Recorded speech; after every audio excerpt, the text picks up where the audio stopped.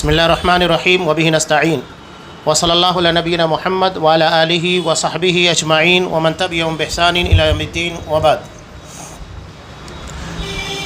قال اللہ تبارک و تعالی اعوذ باللہ من الشیطان الرجیم بسم اللہ الرحمن الرحیم انا اعطیناک الکوثر فصل لربک وانحر ان شانئک هو الابتر۔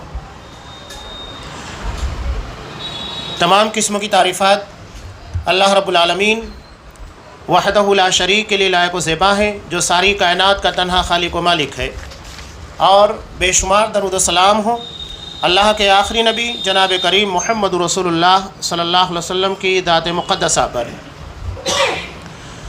محترم سامعین، یوں تو اللہ نے جس کلام کو نازل کیا قرآن مجید کی شکل میں، یہ پورا کے پورا جامعیت، فصاحت اور بلاغت سے بھرا ہوا ہے۔ البتہ مکی زندگی میں نازل ہونے والی مختصر صورتیں جو چند آیات کے پر مشتمل ہوتی ہیں، یہ جامعیت اور فصاحت و بلاغت کا اعلیٰ ترین شاہکار ہیں۔ ہم جب ان کے ترجمے کو پڑھتے ہیں تو ہمیں وہ چیز محسوس نہیں ہوتی ہے، لیکن اہل زبان سمجھتے ہیں کہ ان کے اندر اللہ نے کیا باتیں رکھی ہیں، یا ہم اپنی زبان میں جیسا کہ کہتے ہیں کہ دریا کو کوزے میں سمیٹ دیا گیا ہے، پورے سمندر کو کوزے میں سمیٹ دیا گیا ہے۔ یہ سورتوں کی مثال ہے، اور انہی میں سے ایک سورہ کوثر ہے، 3 آیات کے پر مشتمل۔ اس سورہ کے نازل ہونے کے بعد حضرت علی رضی اللہ تعالیٰ عنہ نے اسے کعبۃ اللہ کے پردے کے پر لکھ کر لٹکا دیا تھا۔ کعبۃ اللہ پر ایک اہل عرب آتا ہے، بار بار اس سورہ کو پڑھتا ہے، اور اس سورہ کو پڑھنے کے بعد ایک تبصرہ کر کے جاتا ہے، ما ھذا قول البشر، یہ کسی انسان کا کلام نہیں ہو سکتا، یعنی کسی انسان کے اندر اتنی صلاحیت ہے ہی نہیں کہ وہ اتنا شاندار کلام پیش کر سکے۔ یقیناً یہ اللہ رب العالمین کا نازل کردہ کلام ہے۔ میں اسی سورہ کی مختصر سی تفسیر اس کے فوائد کے ساتھ آپ کے سامنے رکھنے جا رہا ہوں، جیسا کہ اعلانات کے ذریعے آپ کو پتہ بھی ہے۔ یہ دراصل دکتور صالح بن عبدالعزیز بن عثمان سندھی، جو کہ جامعہ اسلامیہ مدینہ منورہ کے استاد ہیں، انہوں نے ایک مختصر سا رسالہ لکھا ہے، فوائد من سورۃ الکوثر، سورہ کوثر کے کچھ فوائد۔ میں انہی چیزوں کو آپ کے سامنے رکھنے کی کوشش کر رہا ہوں۔ یہ عربی زبان کے اندر ہے، اور اسی کی اردو کے اندر جو تفسیر ہے، وضاحت ہے، وہ آپ کے سامنے پیش کی جا رہی ہے۔ انہوں نے سب سے پہلے جو چیز بیان کی ہے وہ ہے اس سورہ کا انداز۔ اللہ نے سورہ کے اندر کیا کہا ابتدا میں؟ انا کا مطلب ہم، اور جب کسی عظیم الشان بات کا تذکرہ ہوتا ہے تو قرآن مجید اسی انداز کو اختیار کرتا ہے۔ قرآن مجید کو جب نازل کیا گیا تو اس کے بارے میں بھی اللہ نے کیا کہا؟ انا انزلناہ، ہم نے اس کو نازل کیا ہے۔ اور جب قرآن مجید کی حفاظت کے بارے میں تذکرہ تھا تب بھی اللہ تبارک و تعالیٰ نے کیا کہا؟ انا نحن نزلنا الذکر وانا لہ لحافظون، کہ ہم اس ذکر کو نازل کرنے والے ہیں اور اس کے محافظ بھی ہم ہی ہیں۔ یعنی جہاں پر بھی کسی بہت اہم بات کا تذکرہ ہے تو وہاں قرآن مجید کہتا ہے انا، ہم نے نازل کیا ہے۔ یہ اس کلام کی اہمیت اور اس کی شان کو بیان کرنے کے لیے ہوتا ہے۔ تو یہاں اللہ نے کہا انا اعطیناک الکوثر، یقیناً ہم نے آپ کو کوثر عطا کیا ہے۔ اب یہ کوثر کا مطلب کیا ہوتا ہے؟ کوثر اس کا مطلب ہوتا ہے الخیر الکثیر الذی اعطیہ النبی صلی اللہ علیہ وسلم، کہ بہت ساری بھلائیاں جو آپ صلی اللہ علیہ وسلم کو عطا کی گئیں، یہ کوثر کے اندر شامل ہے۔ اب کتنی فضیلتیں، اس کا چند کا تذکرہ صاحب کتاب نے یہاں پر کیا ہے کہ آپ صلی اللہ علیہ وسلم کو کتنی فضیلتیں اور کتنا خیر عطا کیا گیا ہے، کثیر تعداد میں، ان میں سے چند کا تذکرہ یہاں پر کیا گیا۔ سب سے پہلے یہ بیان کرتے ہیں کہ اللہ نے آپ کے سینے کو کھول دیا، اللہ نے اس کلام کے لیے آپ کے سینے کو کھول دیا۔ یہ بہت بڑی بات ہے، اللہ کے کلام کو اپنے سینے میں محفوظ رکھنا۔ جو حفاظ ہیں تو صرف اس کی آیتوں کو حفظ کرتے ہیں، معنی اور مفاہیم کی بات جدا ہے، کتنی محنت و مشقت کے بعد اس کو یاد کرنا، یاد کرنے کے بعد اس کی حفاظت کی بھی ذمہ داری ہے۔ تو یہ بہت بڑا فریضہ ہے، اور اللہ جن کے سینوں کو کھول دیتا ہے، یقیناً یہ اللہ کی بہت بڑی نعمت ہے۔ اس کا تذکرہ یہاں کیا جا رہا ہے کہ اللہ نے آپ کے سینے کو قرآن مجید کے لیے کھول دیا ہے اور آپ کے ذکر کو بلند کیا۔ جہاں پر بھی اللہ کا ذکر کیا جاتا ہے وہاں محمد رسول اللہ صلی اللہ علیہ وسلم کا تذکرہ ہوتا ہے۔ دنیا میں شاید کوئی لمحہ ایسا ہوتا ہو کہ جب اذان نہ دی جاتی ہو، اور جب بھی اذان دی جائے گی اشہد ان لا الہ الا اللہ، کہ میں گواہی دیتا ہوں اللہ کے سوا عبادت کے لائق کوئی نہیں، وہیں اس بات کا بھی تذکرہ ہوتا ہے کہ واشہد ان محمد رسول اللہ، میں اس بات کی گواہی دیتا ہوں کہ محمد صلی اللہ علیہ وسلم اللہ کے رسول ہے۔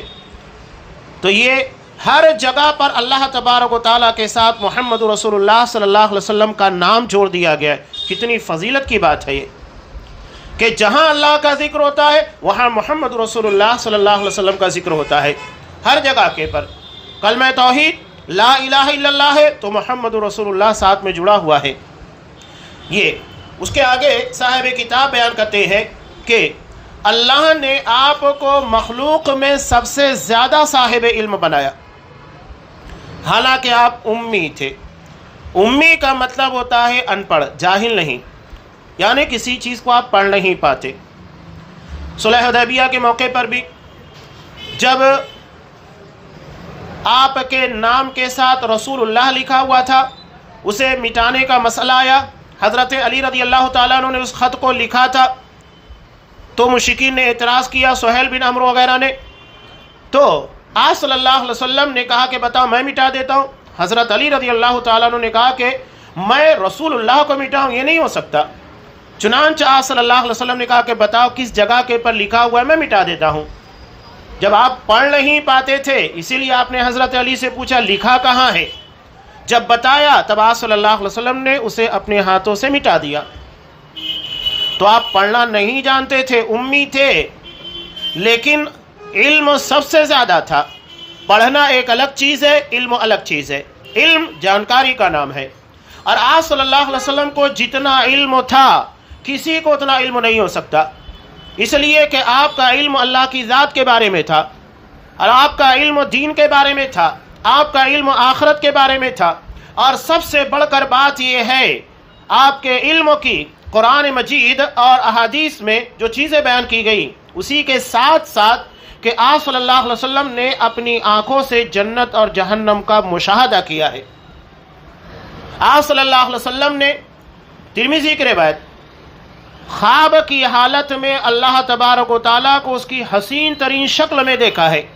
اس سے بڑا عالم کون ہو سکتا ہے جس نے اللہ تبارک و تعالیٰ کو خواب میں دیکھا، جس نے جنت کا مشاہدہ کیا، جس نے جہنم کو اپنی آنکھوں سے دیکھا، جو آسمان کی بلندیوں تک گیا اور وہاں تک جہاں فرشتوں کی رسائی نہیں، وہاں تک آپ صلی اللہ علیہ وسلم پہنچے۔ حضرت جبرائیل علیہ السلام کے ساتھ تھے، اور جب سدرۃ المنتہا اس درخت کے پاس، سدرہ عربی زبان میں بیری کے درخت کو کہا جاتا ہے، منتہا لاسٹ، یعنی اب اس کے آگے جانے کی کسی کو اجازت نہیں، تو آپ صلی اللہ علیہ وسلم اس کے آگے گئے۔ حضرت جبرائیل علیہ السلام نے کہا کہ اس کے آگے ہم نہیں جا سکتے، فرشتوں کے سردار ہیں، خود نبی کو آسمان تک لے کر گئے تھے، لیکن کہہ رہے کہ میں اس کے آگے نہیں جا سکتا۔ جب حضرت جبرائیل نہیں جا سکتے تو کوئی اور فرشتہ کہاں جا سکتا ہے؟ آپ صلی اللہ علیہ وسلم اس کے آگے گئے۔ یہ آپ صلی اللہ علیہ وسلم کی بہت بڑی فضیلت ہے۔ اور دوسری بات، وَأَشَدُّهُمْ لَهُ خَشْيَةً، آپ اللہ کا سب سے زیادہ خوف اور ڈر اپنے دل میں رکھتے تھے۔ اللہ سے جتنا نبی کریم صلی اللہ علیہ وسلم ڈرتے تھے، جتنا تقوی اللہ کا تھا، کسی کو نہیں تھا. جتنا یہاں پر بات یاد رکھیے، جو اللہ کو جتنا جانے گا اتنا بڑا متقی بنے گا. اسی لیے قرآن مجید نے کیا بیان کیا؟ انما یخشی اللہ من عبادہ العلماء. اللہ کو جاننے والے ہی اللہ سے ڈرتے ہیں. اللہ کے بارے میں جتنا علم ہوگا اتنا زیادہ بندے کے دل میں اللہ کا خوف سمائے گا، اور جتنا علم کم ہوگا اس کا مطلب یہ ہے کہ اتنا زیادہ وہ اللہ سے کم ڈرنے والا، اور اس کے دل میں اتنا کم خوف ہوگا. تو جتنا زیادہ علم ہوگا اللہ کی خشیت، اللہ کا ڈر دلوں میں اتنا زیادہ آئے گا. خود نبی کریم صلی اللہ علیہ وسلم نے ارشاد فرمایا انا اعلمکم باللہ واشدکم لہ خشیہ، کہ میں تم لوگوں میں سب سے زیادہ اللہ کو جاننے والا، اللہ کے بارے میں علم رکھنے والا، اور تم لوگوں میں سب سے زیادہ اللہ سے ڈرنے والا بندہ ہوں. آگے بیان کرتے ہیں کہ اللہ نے آپ کو ثواب کے اعتبار سے سب سے زیادہ فضیلت رکھ دی. سب سے زیادہ فضیلت آپ صلی اللہ علیہ وسلم کو عطا کی گئی ہے. کیسے؟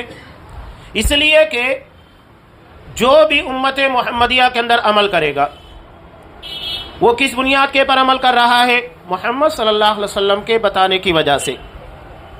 جب وہ آپ کے بتانے کی وجہ سے عمل کرے گا، خود آپ صلی اللہ علیہ وسلم کا فرمان ہے، مسلم کی روایت، من دل علی خیر فلہ مثل اجر فاعلہ، کہ جو کسی کو کسی نیک کام کی طرف رہنمائی کرتا ہے تو اسے اتنا ہی ثواب ملتا ہے جتنا کرنے والے کو ملتا ہے.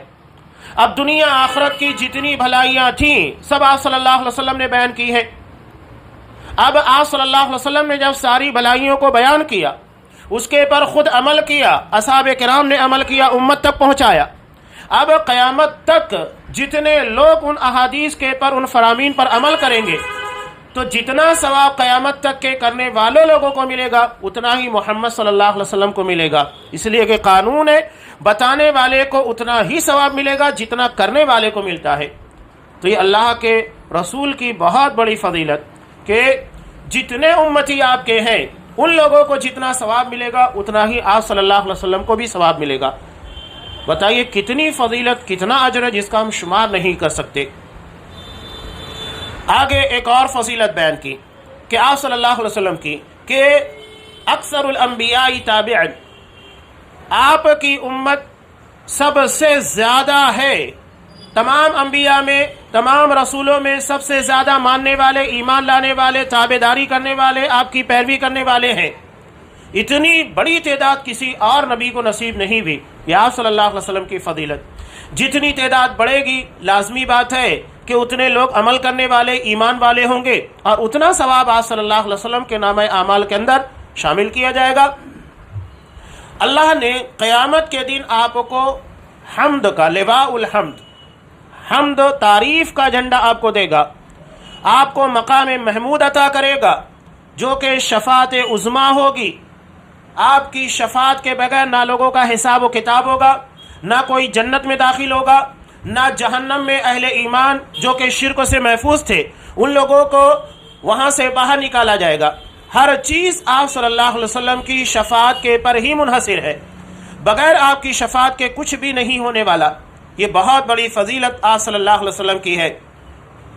آگے ایک اور فضیلت ہے کہ آپ صلی اللہ علیہ وسلم کو حوض عطا کیا جائے گا فی عرصات القیامہ، قیامت کے میدان میں.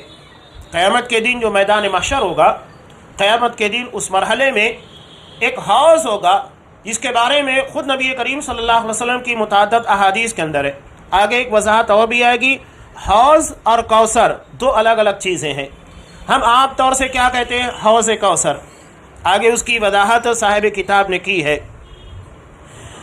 یہ کہتے ہیں وَهُوَ حوض ماء عظیم، بہت بڑے پانی والا حوض ہے جس کی لمبائی 1 مہینے کے برابر اور چوڑائی 1 مہینے کے برابر. یہ عربی زبان میں جب کسی چیز کی کثرت یا کسی کی دوری بیان کرنے کے لیے استعمال کیا جاتا تھا. کہنے کا مطلب یہ ہے کہ وہ انتہائی بڑا حوض ہوگا. اور اس کے پانی کے بارے میں آپ صلی اللہ علیہ وسلم نے بیان کیا کہ وہ پانی شہد سے زیادہ میٹھا ہوگا اور اولے سے زیادہ سفید ہوگا، یعنی پینے میں بھی انتہائی لذیذ اور دیکھنے میں بھی انتہائی پیارا، انتہائی خوشنما۔ اس میں جو پیالے ہوں گے اس کی تعداد آسمان کے ستاروں کے برابر ہوگی، یعنی بہت زیادہ تعداد میں ہوں گے۔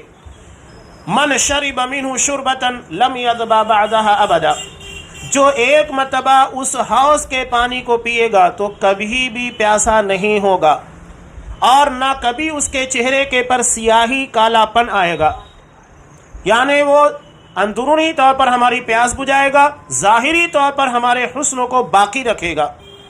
یہ حوض ہے جو آپ صلی اللہ علیہ وسلم کو قیامت کے دن میدان محشر میں عطا کیا جائے گا۔ ایک اور فضیلت آگے بیان کی گئی ہے کہ قیامت کے دن پل صراط جو انتہائی سخت ترین مرحلہ ہوگا، حضرت عائشہ صدیقہ رضی اللہ تعالیٰ عنہ بیان کرتی ہے کہ آپ صلی اللہ علیہ وسلم نے بیان کیا 3 مرحلے پر کوئی کسی کا پرسان حال نہیں ہوگا۔ پہلا مرحلہ، جب قیامت کے دن لوگوں کو ان کے نامہ اعمال کو تقسیم کیا جائے گا، کسی کو پتہ نہیں ہوگا کہ اس کا نامہ اعمال اس کے داہنے ہاتھ میں دیا جائے گا یا بائیں ہاتھ میں، وہ پریشان ہوگا، اور اس مرحلے پر نہ باپ بیٹے کا نہ بیٹا باپ کا، کوئی کسی کا نہیں ہوگا۔ یہ پہلا مرحلہ ہوگا۔ دوسرے مرحلے، جب نامہ اعمال کو وزن کیا جائے گا تو وہاں پر بھی کوئی کسی کے بارے میں پرسان حال نہیں ہوگا۔ اور تیسرا مرحلہ یہی ہے پل صراط کا، اس لیے کہ وہ جہنم کے اوپر ہوگا، بال سے زیادہ باریک، تلوار سے زیادہ تیز، انسان صرف الفاظ کو سننے کے بعد روح کانپ جاتی ہے، ڈر جاتا ہے۔ اسے پار کرنا ہے جو کہ جہنم کے اوپر بنایا جائے گا۔ ہر کوئی اپنے ایمان اور اپنے تقوی کی بنیاد کے پر اس رفتار کے ساتھ وہاں سے جائے گا۔ کچھ ہوں گے جو پلک کے جھپکتے ہوئے اسے پار کر جائیں گے، کچھ ایسے ہوں گے جو گھوڑے کی رفتار سے، کچھ اونٹ کی رفتار سے، کوئی دوڑتے ہوئے، کوئی پیدل، بہرحال اس کو کراس کر لے جائے گا اپنے ایمان کی بنیاد پر۔ اور جو اہل ایمان نہیں ہوں گے وہ تو سیدھے جہنم میں جائیں گے، جس میں آکڑے لگے ہوئے ہیں، وہ آکڑے ان جہنمیوں کو اپنی طرف کھینچ لیں گے، کچھ گھسٹتے ہوئے سرینوں کے بل اسے پار کریں گے۔ سوچئے کہ جہنم نیچے ہوگی، اگر ہم 10 فٹ کا ایک گڑھا بنا دے، اس کے پر اتنا باریک مت رکھیے گا، صرف ایک بانس رکھ دے اور کہے کہ اس کو پار کر کے دکھاؤ، کون اسے پار کرے گا؟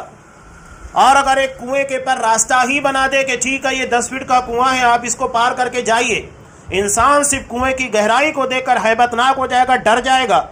وہ تو جہنم ہے، دہکتی ہوئی آگ، پتہ ہے کہ وہ کتنی شدید، کتنی خطرناک ہے۔ تو یہ تیسرا مرحلہ بڑا سخت ہوگا۔ تو یہ آپ صلی اللہ علیہ وسلم کی فضیلت ہے کہ آپ کی امت سب سے پہلے پل صراط کو پار کرے گی۔ ہم دنیا میں آنے کے اعتبار سے سب سے بعد میں ہیں، لیکن جنت میں جانے کے اعتبار سے سب سے پہلے ہیں۔ پل صراط کو انشاءاللہ سب سے پہلے ہم پار کریں گے، اور جنت کے اندر سب سے پہلے آپ کی امت ہی داخل ہوگی۔ یہ آپ صلی اللہ علیہ وسلم کی فضیلت ہے۔ امت کی فضیلت کا مطلب آپ صلی اللہ علیہ وسلم کی فضیلت، اس لیے کہ آپ ہی کی امت ہے، آپ کے کہے کے مطابق چلی تبھی اللہ نے ان کو جنت میں داخلہ دیا۔ سب سے پہلے جنت میں ان لوگوں کو داخل کیا جائے گا۔ خود نبی کریم صلی اللہ علیہ وسلم کی اس بارے کے اندر حدیث منقول ہے جو آپ صلی اللہ علیہ وسلم نے اس سورہ کی فضیلت کے اندر بیان کیا ہے کہ آپ صلی اللہ علیہ وسلم کو خیر عمیم یعنی عمومی خیر عطا کیا گیا ہے، اور یہاں کوثر کے بارے میں یہ بھی کہا گیا ہے کہ وَهُوَ النَّارُ الْعَظِيمُ الَّذِي أُعْطِيَهُ صلی اللہ علیہ وسلم فی الجنہ، کہ یہ ایک نہر ہے، یہ ایک نہر ہے جو کہ جنت میں آپ صلی اللہ علیہ وسلم کو عطا کی جائے گی۔ جو حوض ہوگا وہ الگ ہے، نہر جنت کے اندر ہوگی کوثر نام کی، وہ الگ ہے، اور آگے وضاحت بھی آ رہی ہے۔ تو یہ آپ صلی اللہ علیہ وسلم نے اس کے بارے میں خود بیان کر دیا، اور بخاری مسلم دونوں کی روایت میں خود اِنَّا أَعْطَيْنَاكَ الْكَوْثَرَ کی تفسیر کے اندر ہے کہ هُوَ نَهْرٌ عَظِيمٌ فِي الْجَنَّةِ، کہ یہ جنت میں ایک عظیم الشان نہر ہے، حَافَتَاهُ، کہ اسے دونوں کناروں کے اوپر خالدار موتیوں کے خیمے لگے ہوں گے، دونوں کناروں کے پر، اس نہر کے دونوں کناروں کے پر خالدار موتیوں کے خیمے لگے ہوں گے، عام طور سے آپ دیکھیے یہ چیز ہمارے یہاں پر تو نہیں پائی جاتی، لیکن عرب کے علاقوں میں دیکھیے کہ خیمے کا تصور بہت زیادہ ہے. وہ صحرا میں نکل جاتے ہیں، خیمے لگاتے ہیں اور وہیں پر وہ اپنی زندگی کو انجوائے کرتے ہیں، زندگی کا کچھ حسین لمحہ بتاتے ہیں. تو اللہ نے انہی لوگوں کے مزاج کے اعتبار سے، فہم کے اعتبار سے، کیونکہ اولین مخاطبین اہل عرب تھے، انہی کی تہذیب، انہی کے کلچر کو سامنے رکھتے ہوئے قرآن مجید نے ان چیزوں کا تذکرہ کیا ہے کہ وہ خیمے استعمال کرتے تھے. تو خیمے کیسے ہوں گے؟ خالدار موتیوں کے دونوں کناروں کے پر لگائے جائیں گے اور یہ دونوں کناروں کے پر ہوں گے. تو یہ جنت کے اندر جو نہر ہوگی اسی کو کوثر سے تعبیر کیا گیا ہے. اور ترمذی کی روایت میں ہے کہ اس کا رنگ اولے سے زیادہ سفید ہوگا اور اس کا مزہ شہد سے بھی زیادہ میٹھا ہوگا. اور بخاری کے اندر ہے حضرت عائشہ صدیقہ رضی اللہ تعالیٰ عنہ کا اثر کہ اس کے پیالے آسمان کے ستاروں کی طرح ہوں گے، کعدد النجوم، ستاروں کی تعداد میں ہوں گے، اتنی بڑی تعداد میں اس کے پیالے ہوں گے جس سے لوگ اس سے نوش فرمائیں گے. اب یہاں وہ فرق بیان کر رہے ہیں حوض کا اور کوثر کا. یہاں میں نے کہا کہ عام طور سے ہم لوگ استعمال کرتے ہیں حوض کوثر. اب یہ بیان کر رہے ہیں کہ دراصل حوض جو ہوگا یہ کوثر سے نکلنے والا پانی ہوگا. جو جنت کے اندر جو نہر ہے جس کو یہاں صلی اللہ علیہ وسلم نے بیان کیا، نہر عظیم فی الجنہ، جنت کی عظیم الشان نہر کا نام کوثر ہے. اور اسی کوثر سے پانی نکل کر قیامت کے دن میدان محشر میں جمع ہوگا جس حوض کے اندر. اس سے اہل ایمان پانی پئیں گے، آپ صلی اللہ علیہ وسلم انہیں پلائیں گے، تو وہ پانی جو ہوگا وہ کوثر سے نکلا ہوا حوض میں آ کر جمع ہوگا. تو حوض جو ہے وہ کوثر نہیں ہے، وہ حوض ہے. اور جو نہر اصل میں جنت کے اندر ہے وہ در اصل کوثر ہے، اور اسی نہر کا نکلا ہوا پانی حوض میں آ کر جمع ہوگا جو کہ قیامت کے دن اہل ایمان کو نبی کریم صلی اللہ علیہ وسلم کے ہاتھوں پلایا جائے گا.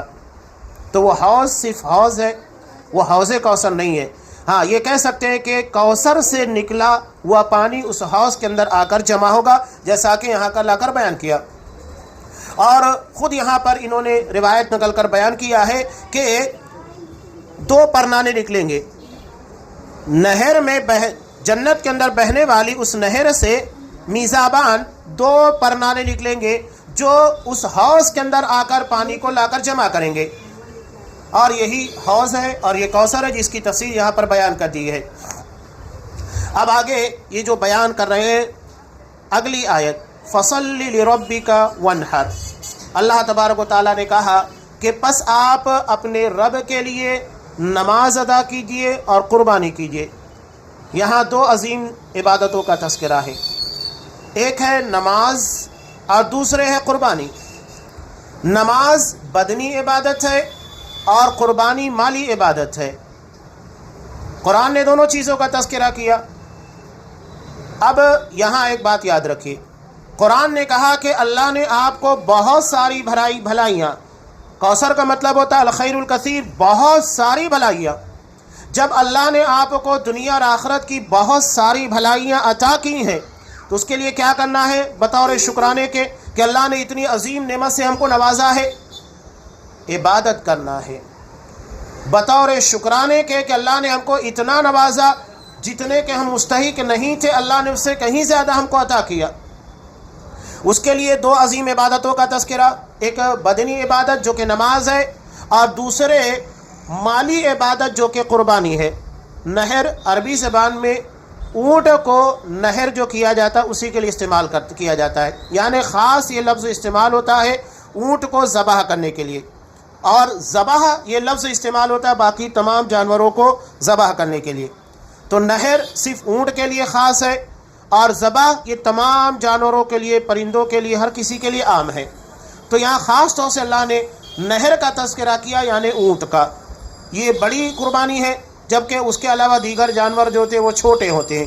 تو جو سب سے بڑی قربانی ہے اس کو دینا ہے، اس کے جلوں میں تمام قربانیاں شامل ہو جاتی ہیں. تو اللہ نے جب اتنی بڑی نعمت سے نوازا ہے تو بطور شکر کے عبادت کی جائے. خود نبی کریم صلی اللہ علیہ وسلم اتنی عبادت کرتے تھے کہ آپ کے پیروں میں ورم، سوجن آ جاتی. صحابہ کہتے بھی کہ اللہ کا رسول آپ کو اتنی عبادت کی ضرورت کیا ہے جب کہ آپ کے اگلے پچھلے تمام گناہوں کو اللہ نے بخش دیا ہے؟ آپ صلی اللہ علیہ وسلم یہی کہتے، بخاری کی جو روایت میں ہے، افلا اکون عبدا شکورا، کہ کیا میں اللہ کا شکر گزار بندہ نہ بنوں؟ جب اللہ نے مجھ کو اتنا نوازا ہے تو میرا بھی حق بنتا ہے کہ میں اللہ کی عبادت کروں، شکر گزاری ادا کروں۔ انسان اپنی زندگی میں اس ناحیے سے غور کرے، اللہ نے ہم کو کتنا نوازا ہے۔ نوازشوں کے پر اللہ کی عطا کے پر نظر ہونی چاہیے۔ اگر یہ چیز نہیں ہے تو ہم شکوے کریں گے، شکایتیں کریں گے۔ اگر اللہ کی نعمتوں کو شمار کرنے لگ جائے تو یقیناً اتنی نعمتوں سے اللہ نے ہم کو نوازا ہے کہ ہم شکر ادا کرتے رہیں، شکر کم پڑ جائے گا لیکن نعمتوں کا حق نہیں ادا ہو سکتا۔ تو یہ بات یاد رکھیے، شکوے شکایات ان چیزوں سے ہٹ کر شکرانے کا راستہ اختیار کیجیے۔ اللہ نے جس کے بارے میں کہا لئن شکرتم لازیدنکم، اگر تم شکر گزاری کرو گے تو جتنا میں نے عطا کیا ہے اس سے کہیں زیادہ تمہیں نوازوں گا۔ اب اللہ نے جب یہ کہا کہ پس اپنے رب کے لیے نماز ادا کیجیے اور قربانی کیجیے، اونٹ کو نہر کیجیے، تو یہ کہتے ہیں یہ اس بات کی جانب اشارہ ہے کہ اللہ کی نعمتوں کی شکر گزاری کی جائے، اس کی اطاعت و فرما برداری کر کے، جو اللہ نے ہم کو اتنی نعمتوں سے نوازا ہے۔ اور خود اللہ نے آل داؤد کو بھی کہا تھا اعملوا آل داؤد شکرا، اے آل داؤد اپنے عمل کے ذریعے اللہ کا شکر ادا کرو، نماز پڑھ کر، صدقات و خیرات کے ذریعے، زکوٰۃ کے ذریعے، مالی عبادتوں کے ذریعے۔ اب آپ خود غور کیجئے کہ اللہ نے ہم کو یہ جو نعمتیں عطا کی ہے، خاص طور سے محمد رسول اللہ صلی اللہ علیہ وسلم کو، اور اس کے بارے میں یہاں پر تذکرہ کیا کہ آپ اپنے رب کے لیے قربانی کیجئے اور عبادت کیجئے، تو دو عظیم عبادتوں کا یہاں اللہ نے تذکرہ کیا۔ اب یہاں جو چیز بیان کر رہے ہیں، قرآن نے یہ کہا لِرَبِّكَ، اپنے رب کے لیے، یہ اس بات کی دلیل ہے کہ نماز یا کوئی بھی عبادت صرف اللہ کے لیے ہونا چاہیے، جسے ہم اخلاص سے تعبیر کرتے ہیں۔ اگر اخلاص نہیں ہے تو ہماری زندگی کا کوئی عمل اللہ کے یہاں قبول نہیں ہوگا۔ اسی لیے اللہ نے کہا، صرف نماز پڑھنے کا حکم نہیں دیا، صرف قربانی کرنے کے لیے نہیں کہا، بلکہ یہ کہا لِرَبِّكَ، اپنے رب کے لیے۔ تو یہ بہت اہم چیز ہے۔ نیتوں میں جب تک اخلاص نہیں ہوگا، ہمارا کوئی عمل اللہ کے یہاں مقبول نہیں ہوگا، چاہے ہم 40 50 60 سال تک عبادت کرتے رہیں، تہجد پڑھتے رہیں، ہر سال رمضان المبارک کے روزے رکھیں، قربانی ادا کریں، کوئی فائدہ نہیں ہے اگر نیتوں میں اخلاص نہیں ہے۔ یہ بنیاد ہے ہر چیز کی۔ تو انہوں نے کہا کہ اللہ نے یہ کہا فصل لربک، اپنے رب کے لیے نماز پڑھو، لا لی گئی رہی، اللہ کے علاوہ کسی اور کے لیے نہیں۔ چنانچہ عبادت صرف اللہ کا حق ہے اور اسے کسی غیر کی طرف نہیں پھیرا جا سکتا۔ پس جس نے غیر اللہ کے لیے دعا کی، یعنی کسی اللہ کے علاوہ کسی غیر کو پکارا، اس سے دعا مانگی، یا کسی غیر اللہ کے لیے قربانی کی، یا کسی غیر اللہ کے لیے نذر مانی، تو یہ دراصل اللہ کی عبادت میں شرک ہوگا۔ اللہ نے صرف اس کی عبادت کے لیے پیدا کیا ہے، شرک سے بچنے کا حکم دیا ہے۔ ابھی آگے جو چیز بیان کر رہے ہیں شرک کی قباحت میں بہت اہم ہے۔ پہلی چیز یہ بیان کر رہے ہیں کہ زمین کے پر سب سے بڑا جرم شرک ہے، کہ اللہ کے ساتھ کسی کو شریک ٹھہرایا جائے، اس کی عبادت میں، اس کی ذات میں، اس کی صفات میں۔ چنانچہ اللہ نے صرف شرک کے بارے میں یہ کہا ہے ان اللہ لا یغفر ان یشرک بہ، اللہ شرک کو کبھی معاف نہیں کرے گا، واضح بیان کر دیا گیا۔ شرک کے بارے میں اللہ نے یہ بھی بیان کیا کہ یحبط جمیع الاعمال، یہ تمام اعمال کو برباد کر دیتا ہے، ضائع کر دیتا ہے۔ اور اس کے بعد سورہ انعام کی آیت نمبر 88 کا تذکرہ بھی کیا۔ سورہ انعام کی جو آیت ہے وَلَوْ أَشْرَكُوا لَحَبِطَ عَنْهُمْ مَا كَانُوا يَعْمَلُونَ، کہ اگر انہوں نے بھی شرک کیا، کنہوں نے؟ قرآن نے 18 انبیاء کرام کا تذکرہ کیا، حضرت ابراہیم، حضرت اسحاق، حضرت اسماعیل وغیرہ کا۔ اس کا تذکرہ کرنے کے بعد کہا کہ وَلَوْ أَشْرَكُوا، اگر بالفرض یہ نبی بھی، انبیاء اور رسول بھی شرک کرتے تو ان کے سارے اعمال کو ضائع کر دیا جاتا۔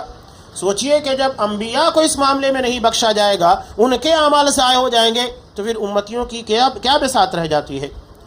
اور اس کے بعد آگے انہوں نے بیان کیا کہ شرک اور اس کا کرنے والا دراصل جنت میں داخلے سے محروم ہو جائے گا۔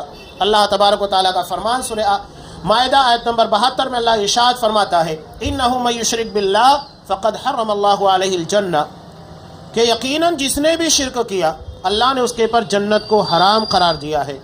یہ شرک کی قباحتیں ہیں، اس لیے نماز ہو یا کوئی بھی عبادت وہ صرف اللہ کے لیے کیجیے، اسے کسی بھی غیر اللہ کی طرف مت موڑیے گا۔ یہاں نماز کی ایک بہت اہم بات اور خاص فضیلت کا انہوں نے تذکرہ کیا کہ الصلاۃ عبادہ فیہا تعبد للہ بجمیع الجوارح، نماز ایسی عبادت ہے جس میں تمام اعضاء سے اللہ کی عبادت کی جاتی ہے، تمام چیزیں شامل ہو جاتی ہیں۔ اگر آپ کسی کو صدقہ کر رہے ہیں، زکوٰۃ دے رہے ہیں، تو صرف آپ کا مال جا رہا ہے، یا کوئی اور عبادت کر رہے ہیں، جبکہ نماز میں کتنی چیزیں شامل ہوتی ہیں یہ بیان کر رہے ہیں۔ سب سے پہلی چیز ہے دل، اس لیے کہ نماز کے بارے میں صاف کہہ دیا گیا کہ نماز مکمل خشوع اور خضوع کے ساتھ، یعنی اللہ کی طرف مکمل توجہ اور دھیان دے کر ادا کرنا ہے۔ دل مکمل طریقے سے اللہ کی طرف لگا ہوا رہنا چاہیے، یہ دل کی عبادت ہو گئی۔ اس کے بعد زبان اللہ کی عبادت کرتی ہے، ہم سورہ پڑھتے ہیں، سورہ فاتحہ ہے، قرآن مجید کی دیگر صورتیں، اس کے علاوہ تکبیر تحریمہ سے لے کر سلام کے پھیرتے وقت زبان کوئی وقت خاموش نہیں رہتی ہے۔ آپ کھڑے ہیں، قرآن مجید کی تلاوت ہو رہی ہے، رکوع میں جاتے ہیں تسبیح پڑھ رہے ہیں، رکوع سے اٹھنے کے بعد دعا پڑھ رہے ہیں، سجدے میں جانے کے بعد دعا ہے، تشہد میں دعا ہے۔ کوئی مرحلہ آپ کو ایسا نہیں ملے گا جہاں پر آپ کی زبان اللہ کے ذکر سے رکی بھی ہو۔ اس کے بعد چہرہ بھی اللہ کی طرف ہے، قبلے کی طرف، یعنی اللہ کی طرف متوجہ ہونا چاہیے۔ چہرہ بھی اللہ کی عبادت کر رہا ہے، اللہ کی طرف متوجہ ہے۔ احسان کے بارے میں بیان کیا، ان تعبد اللہ کأنک تراہ، عبادت ایسے کرو گویا کہ تم اللہ کو دیکھ رہے ہو۔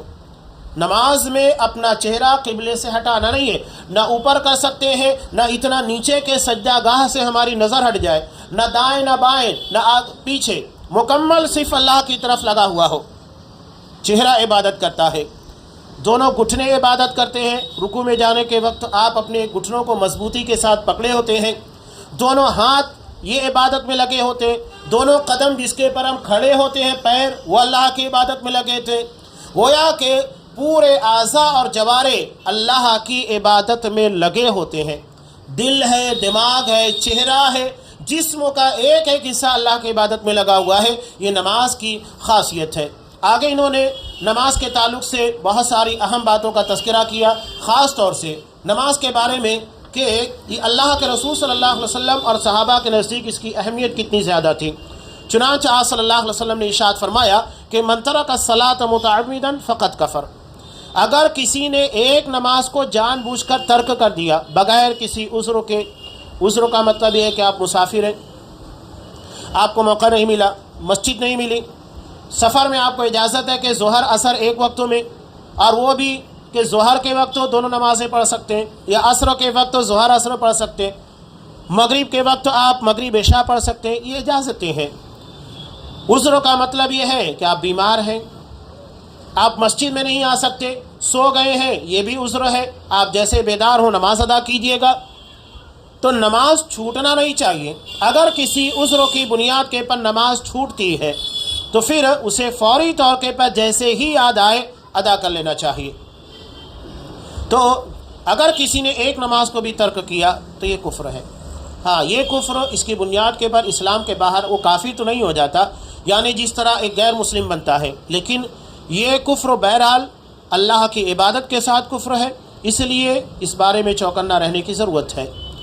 اور یہاں پر انہوں نے تذکرہ بھی کیا کہ مشہور تابعی عبداللہ بن شقیق یہ بیان فرماتے ہیں کہ لم یکن اصحاب النبی صلی اللہ علیہ وسلم یرون شیئا من الاعمال ترک کفر الا الصلاۃ، کہ اصحاب کرام میں کوئی ایسا نہیں تھا، ہر کوئی اس بات کے پر متفق تھا کہ نماز کا چھوڑ دینا یہ کفر ہے۔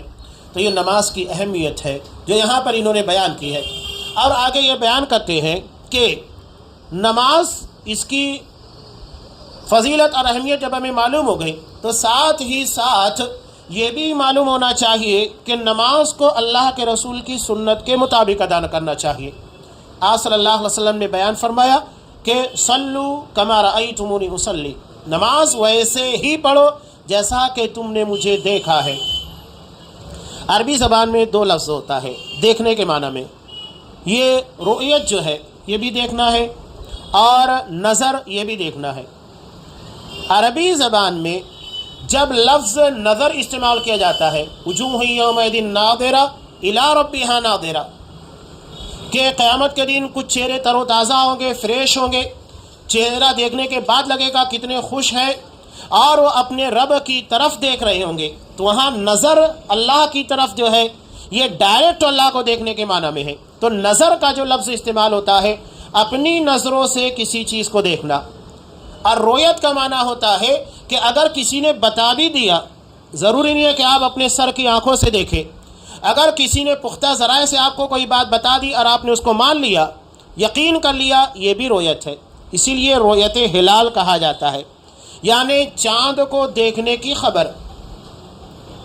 اگر دو لوگ دیکھ لیتے ہیں، وہ آ کر بیان کرتے ہیں کہ چاند دیکھا ہے، رویت ہو گئی، سب کو معلوم ہو گیا کہ چاند دیکھ لیا گیا ہے۔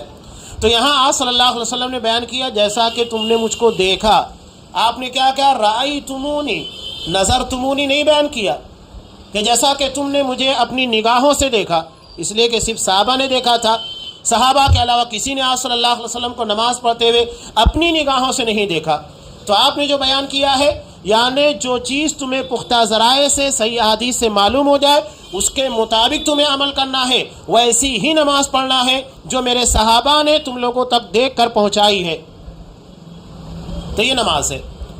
اب یہاں پر کچھ چیزوں کا یہاں انہوں نے تذکرہ بھی کیا کہ اگر نماز آپ صلی اللہ علیہ وسلم کے طریقے کے مطابق نہیں ادا کی گئی، یہاں ایک بہت اہم حدیث کا تذکرہ کیا ہے کہ حضرت حذیفہ رضی اللہ تعالیٰ عنہ نے ایک شخص کو دیکھا جو نماز ادا کر رہا تھا، لیکن نماز ویسے نہیں پڑھ رہا تھا جو آپ صلی اللہ علیہ وسلم کی سنت تھی، رکوع صحیح طریقے سے نہیں، سجدہ صحیح طریقے سے نہیں۔ ہم بھی دیکھتے ہیں کہ بہت سارے لوگ اگر نماز کے بارے میں تذکرہ کر دیا جائے اور اس کے بارے میں کچھ گفتگو کی جائے تو بہت ساری باتیں آ جاتی ہیں اور اس کی تفصیل کا موقع نہیں، یہاں تک کہ ہم رفع الیدین میں بھی کوتاہیاں کرتے ہیں۔ صحابہ جنہوں نے اتنی باریک بینی کے ساتھ آپ صلی اللہ علیہ وسلم کی نماز کو دیکھا، آپ کیسے انگلی اٹھاتے تھے، رفع الیدین کے وقت آپ کی انگلیاں کہاں تک جاتی، کان کی لو تک، کاندھے تک، ہاتھ کی انگلیاں کھلی ہوتی تھی، پھیلی ہوئی تھی، جڑی ہوتی تھی، ایک ایک چیز کا انہوں نے مشاہدہ کیا۔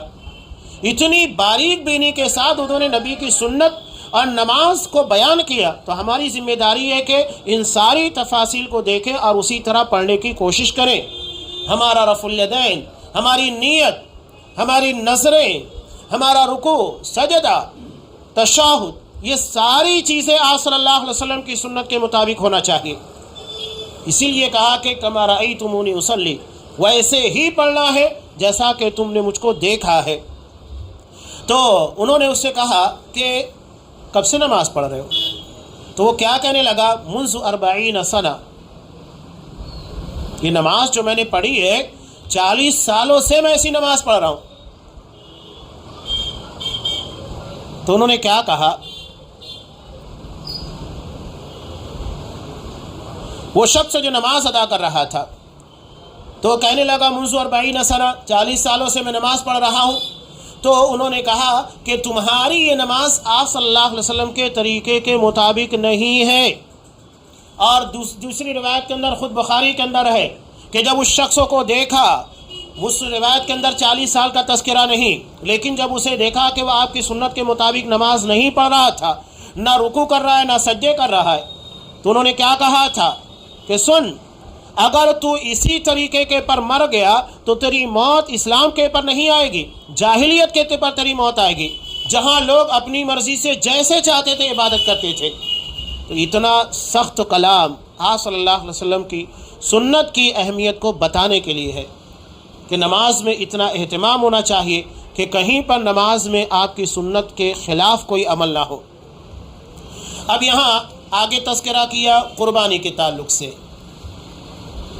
کہ नहर दरअसल ऊँट को ज़बाह करने और उसके खून को बहाने को कहा जाता है, और ज़बाह का जो तस्करा लफ्ज़ है ये गाय के लिए, बकरियों वगैरह के लिए इस्तेमाल किया जाता है। और जानवरों की इन कुर्बानी का मकसूद ये होता है कि अल्लाह का कुर्ब, अल्लाह की नज़दीकी हासिल की जाए। तो इन चीज़ों को सिर्फ अल्लाह के लिए करना चाहिए। कुरान ने ख़ुद भी कहा, इन्ना सलाती व नुसुकी व महयाया व ममाती लिल्लाहि रब्बिल आलमीन, यकीनन मेरी नमाज, मेरी कुर्बानी, मेरा जीना, मेरा मरना सब अल्लाह के लिए है। यही इखलास है, जो है अल्लाह के लिए होना चाहिए, किसी गैर के लिए नहीं होना चाहिए।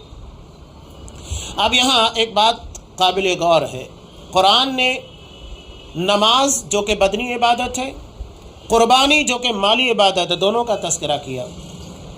यानी बदनी इबादत भी करना है, माली इबादत भी। बाज़ लोग नमाज के बड़े पाबंद होते हैं, अच्छी तरीके से नमाज अदा करते हैं, लेकिन दिलों में बुख्ल होता है, वखालत पाई जाती है, कंजूसी पाई जाती है। वो ये समझते हैं कि हम नमाज जब इतनी पढ़ रहे हैं तो देगर सवाब को हासिल करने की ज़रूरत क्या है। कुरान के कहने का मकसद ये कि सिर्फ किसी एक इबादत के पर मुनहसिर मत रहो। अल्लाह ने जितनी तौफीक दिया उतनी इबादत करो। बदन के ज़रिए इबादत कर रहे हो नमाज पढ़कर, तो साथ ही साथ माल खर्च करके भी इबादत करना है। सिर्फ अपने बदन के ज़रिए इबादत करके निजात नहीं मिलेगी, बल्कि तुम्हें अपना माल भी खर्च करना है। अल्लाह ने अगर साहिब माल बनाया है तो उस माल को अल्लाह की राह में लगाओ। ये नहीं कि सिर्फ नमाज पढ़ लो काफ़ी है, बल्कि नमाज यानी बदनी इबादत के साथ साथ माली इबादत भी होना चाहिए। ये ख़ास पैगाम है जो कुरान मजीद ने यहाँ ला कर दिया है। हाँ, इन चीज़ों को जो कि माली इबादत में आता है, कुर्बानी, आप सल्लल्लाहु अलैहि वसल्लम ने बयान कर दिया कि इसे किसी गैरुल्लाह के लिए नहीं करना चाहिए।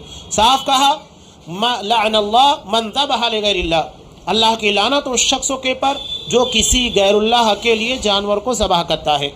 किसी गैरुल्लाह के लिए, दो चीज़ें यहाँ हदीस के अंदर बयान किया गया, किसी गैरुल्लाह के लिए, और कुरान मजीद के अंदर बयान कर दिया गया है वला तअकुलू मिम्मा लम युज़कर इस्मुल्लाहि अलैहि, कि उन जानवरों का गोश्त मत खाओ जिसे अल्लाह के अलावा के नाम पर ज़बह किया गया।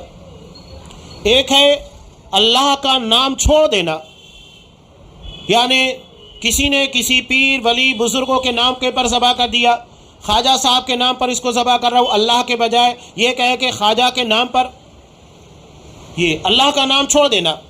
और दूसरा है आप बिस्मिल्लाह अल्लाहु अकबर पढ़ रहे हैं, लेकिन मकसद ये है कि आप किसी पीर या वली या बुज़ुर्ग, किसी भी गैरुल्लाह के नाम के पर उसे न्याज के तौर पर, नज़र के तौर के पर कुर्बान कर रहे हैं। मकसद है किसी गैरुल्लाह को खुश करना, तो ये भी गैरुल्लाह में शामिल है, जो कि हदीस के अंदर बयान किया गया कि लानत है अल्लाह के उस शख्सों के पर जो गैरुल्लाह के लिए जानवर को ज़बह करे। गैरुल्लाह के लिए यानी वो बिस्मिल्लाह पढ़ता है, बिस्मिल्लाह अल्लाहु अकबर, लेकिन मकसद होता है किसी पीर वली बुज़ुर्गों को राज़ी करना, उसके नाम की न्याज निकालना या उसके नाम की नज़र। तो दोनों चीज़ें ज़रूरी हैं, अल्लाह का नाम हो अल्लाह के लिए। अब यहाँ कुर्बानी के अंदर या जानवर को ज़बह करने में दो अहम चीज़ों का तज़किरा है।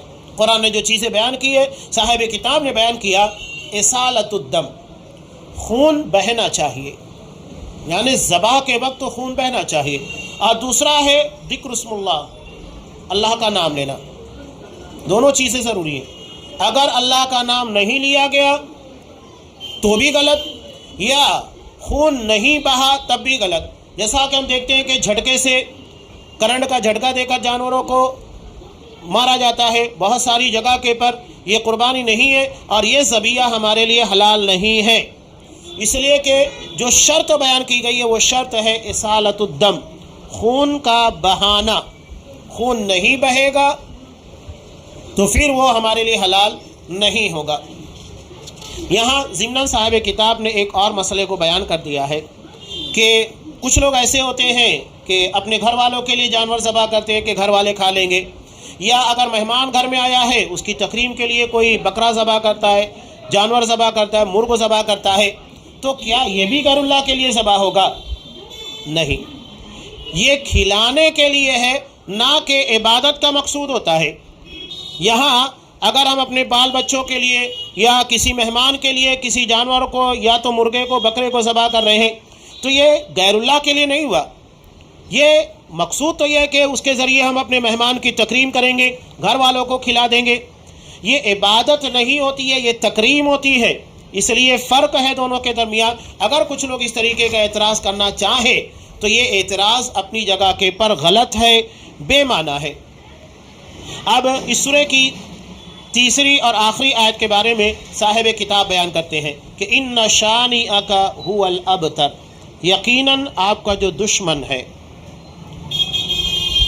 وہ ابتر ہے. ابتر کا مطلب کیا ہوتا ہے؟ مقطوع الذکر، مقطوع النسل، یعنی اس کا ذکر، اس کا تذکرہ، اس کا نام و نشان باقی نہیں رہے گا.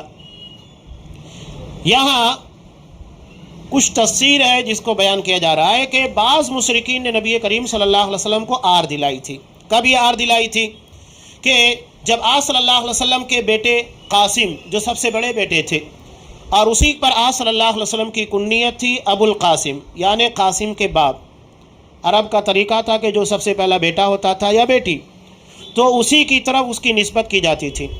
ابو حنیفہ جو کہا جاتا ہے، حنیفہ لڑکی کا نام ہے اور ان کا اصل نام ہے نعمان بن ثابت، تو ان کی سب سے بڑی لڑکی جو تھی حنیفہ تھی، اسی طرف ان کی نسبت ہے ابو حنیفہ یعنی حنیفہ کے باپ.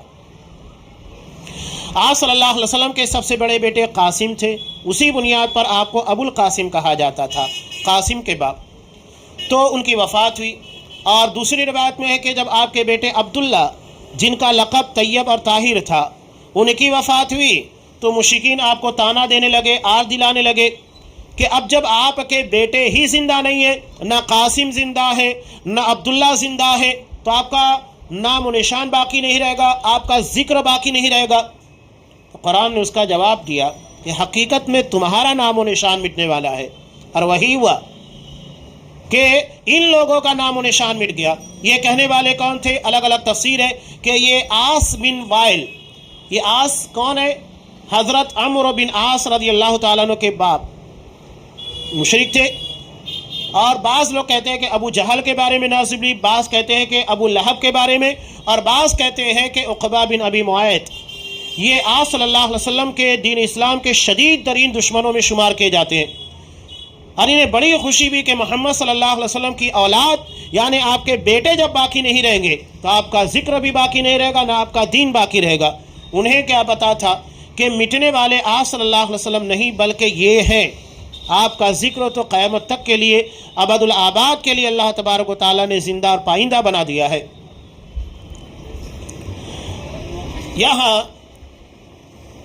اس ضمن میں نے صاحب کتاب میں کچھ اہم باتوں کا تذکرہ کیا ہے کہ یہ جو دشمنی تھی اللہ کے رسول صلی اللہ علیہ وسلم سے، آپ کی لائی ہوئی شریعت سے، جس کی بنیاد کے پر انہوں نے آپ صلی اللہ علیہ وسلم کو تکلیفیں پہنچائی، دین اسلام کو تکلیف پہنچائی اور اس کی راہ میں مختلف رکاوٹیں ڈالنے کی کوشش کی، کہ اسی کے ضمن کے اندر بیان کرتے ہیں وَقَدْ أَجْمَعَ الْمُسْلِمُونَ عَلَىٰ أَنْ مَنْ أَبْغَضَ شَيْئًا مِمَّا جَاءَ بِهِ النَّبِي صلی اللہ علیہ وسلم فَقَدْ كَفَرَ وَلَوْ عَمِلَ بِهِ، کہ جو شخص آپ صلی اللہ علیہ وسلم کی لائی ہوئی شریعت کے کسی بھی معاملے پر، کسی بھی حکم سے بغض رکھتا ہے، نفرت کرتا ہے، ناپسند کرتا ہے، گرچہ اس کے پر عمل کرتا ہے.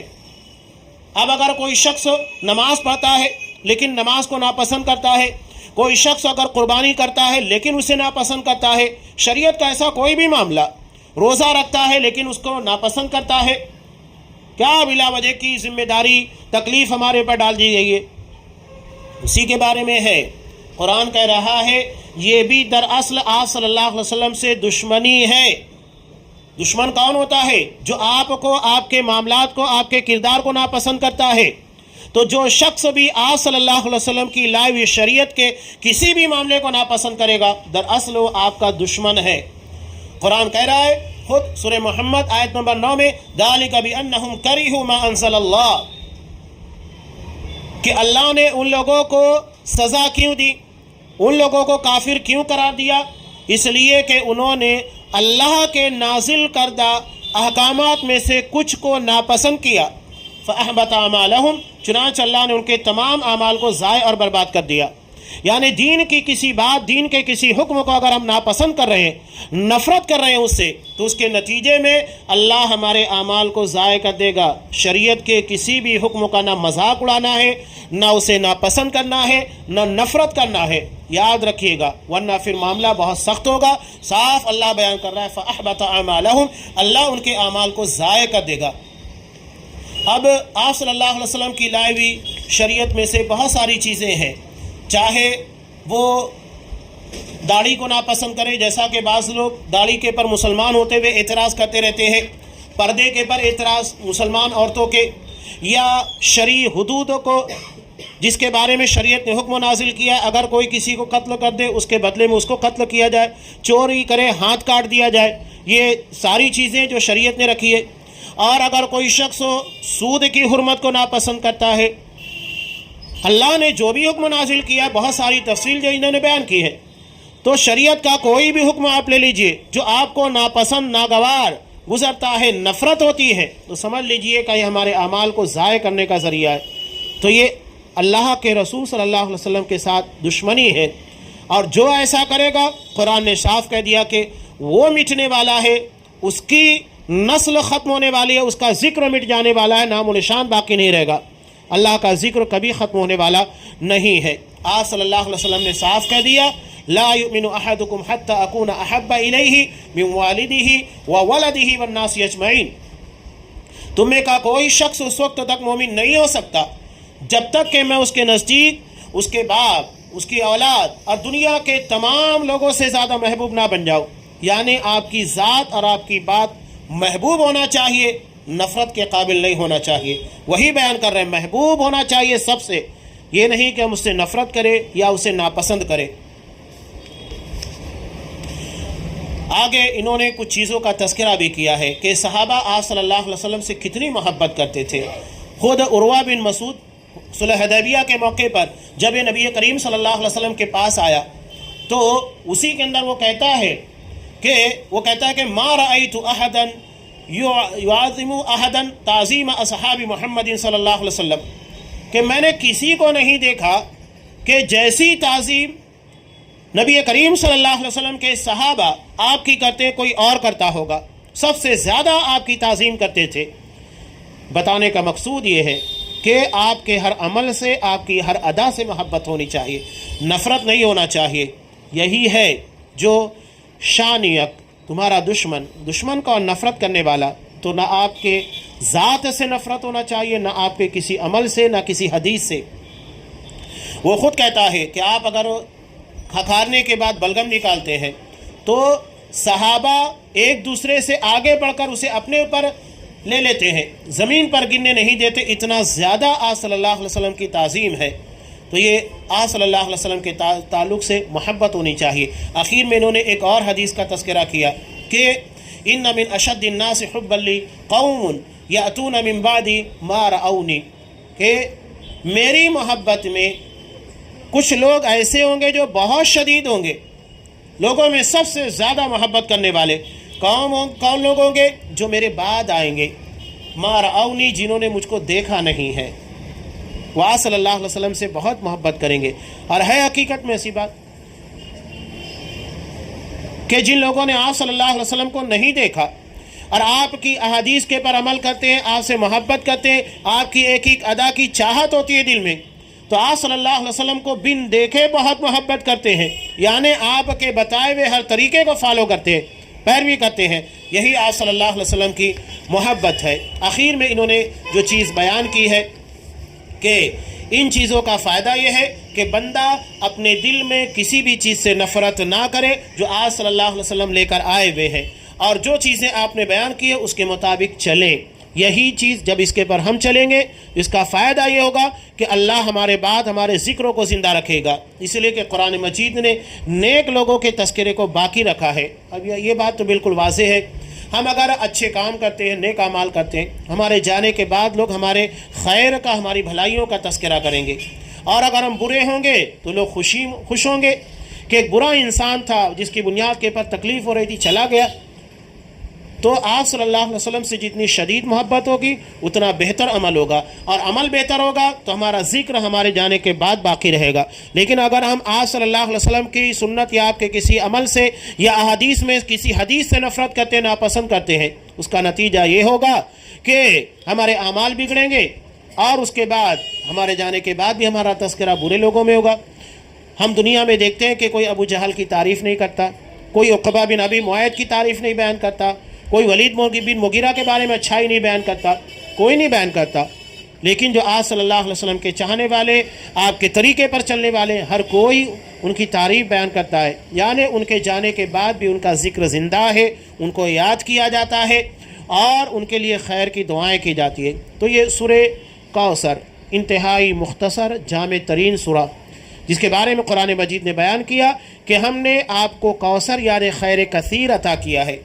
اور یہ بات یاد رکھیے گا کہ حوض یہ قیامت کے دن میدان محشر میں جنت کی جو نہر کوثر ہوگی اس میں سے دو پرنالے نکلیں گے، اسی پرنالے سے اس حوض کو بھرا جائے گا اور یہ اہل ایمان کو پلایا جائے گا۔ اور کوثر در اصل میں النہر العظیم، وہ عظیم نہر ہے جو کہ جنت میں ہوگی، اسی کا نام کوثر ہے۔ اور کوثر تمام تر اچھائیوں اور بھلائیوں کو جو آپ کو عطا کی گئی ہے اس کے معنی میں بھی استعمال کیا گیا۔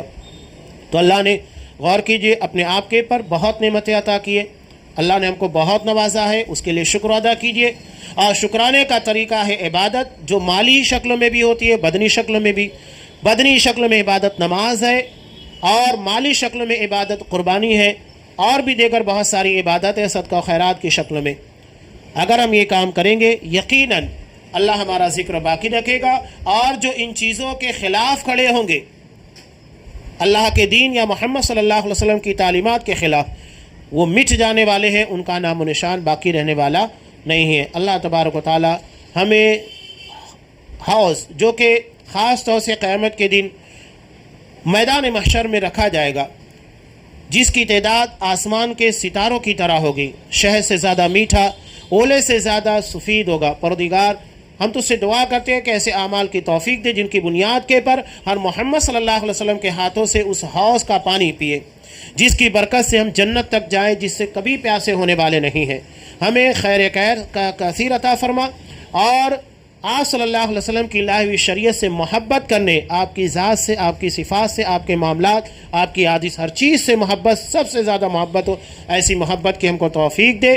اور اگر شریعت کے کسی بھی معاملے کے اندر دلوں کے اندر کچھ کجی ٹیڑھا پن ہے تو پروردگار ہمارے دلوں کو سیدھا کر دے، وہاں نفرت کے بجائے اس سے محبت پیدا کر دے۔ ہمیں ان لوگوں میں شامل کر جو تیرے پیارے محبوب ترین بندے ہوتے ہیں، جن کا ذکر ان کے جانے کے بعد بھی باقی رہتا ہے، اور ان لوگوں میں ہمیں شامل نہ کرنا جو ان کا نام نشان مرنے کے بعد مٹ جاتا ہے۔ آمین۔ وآخر دعوانا ان الحمدللہ رب العالمین۔